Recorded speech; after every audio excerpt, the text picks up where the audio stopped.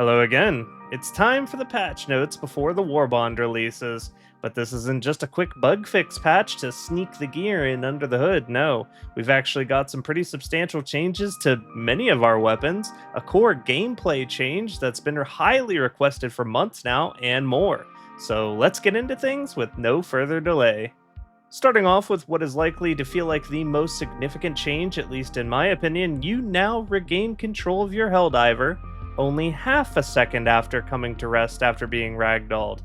A substantial change from the previous 0.8 seconds that you previously lost control. Being unable to stim or otherwise react after ragdolling led to a lot of chain ragdolling moments and inevitable death scenarios after its implementation.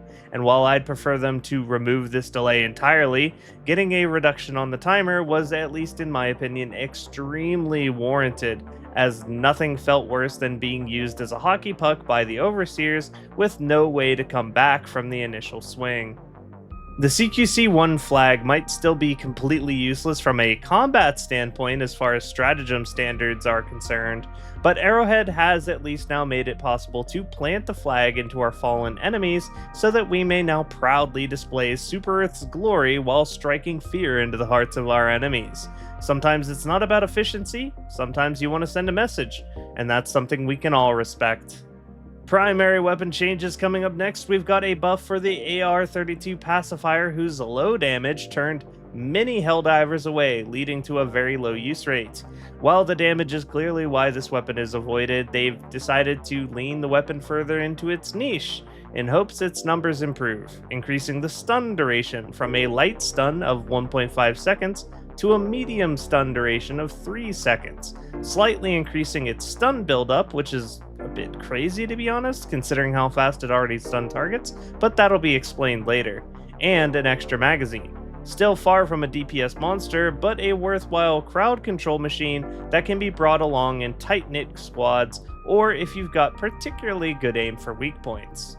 In very similar fashion, the SMG-72 Pummeler and ARC-12 Blitzer have also had their stun values increased, leading to quicker stun buildups, and the Pummeler has gotten the same stun duration increase from 1.5 to 3 seconds, meaning all three of these weapons now have the same 3-second medium stun duration. The Constitution now has heavy Nah, I'm kidding. A meme weapon it shall stay, but now with 5 more stagger strength than before on the bayonet, allowing it to stun medium enemies. This bayonet change is universal for all the current and future bayonet-wielding weapons like, say, the Amendment as well. At the very least, your bayonet charge is now less likely to get you socked in the mouth for your patriotism. The P92 Warrant's homing system has gotten an upgrade and can now lock on to large enemies. Kind of a strange way to word this fix. I'd much rather someone have just gone through and made sure the Warrant is able to just lock on to every enemy that it can potentially damage and leave it at that. But we'll take what we can get, I guess. The G109 Urchin has gotten a interesting buff, now setting itself apart from your garden variety stun grenade.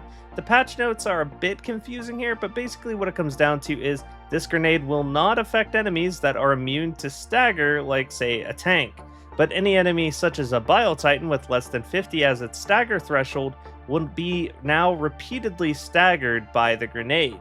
This isn't as good as, say, hard stunning these enemies by any means, but it does at least give the grenade some unique capability, which is something it really lacked entirely.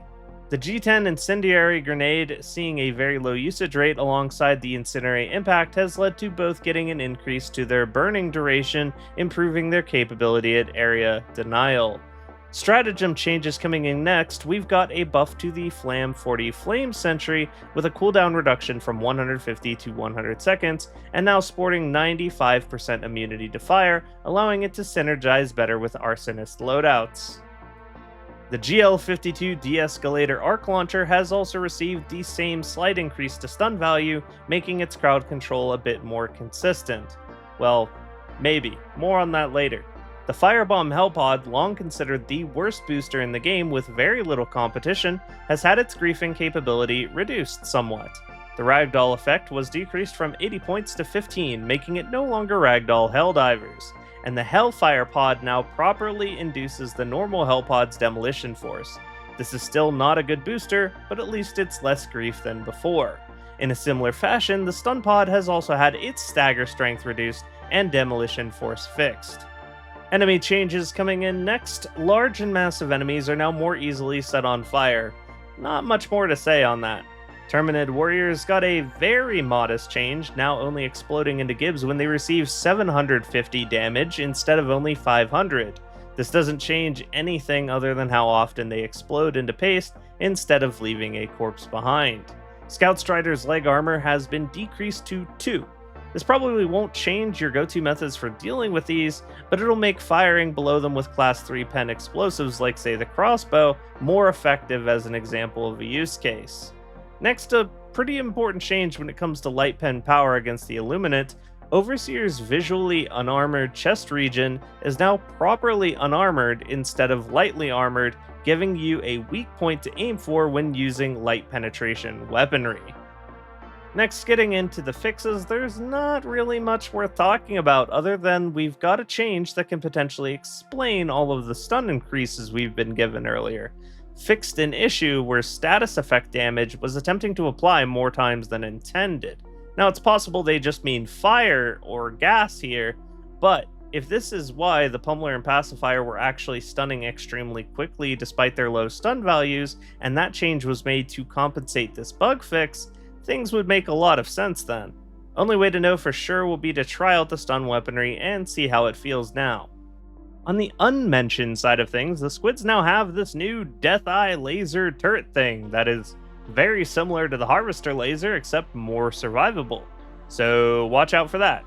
Don't really have any more details to share other than that at the moment, but thought I would at least slip a mention of this thing in at the end of recording. That about does it for today's patch notes, but the Warbond release is right around the corner. As always, I'll be reviewing the gear and giving you my impressions as well as all the stats as soon as the bond goes live with a before you buy video. Until then, thank you for watching till the end, and if you enjoyed the video, I'd appreciate it if you left a like or comment to let me know that you're interested in my continued coverage of Helldivers 2. Thank you to my coffee supporters who help keep the channel going, and I'll see you next time.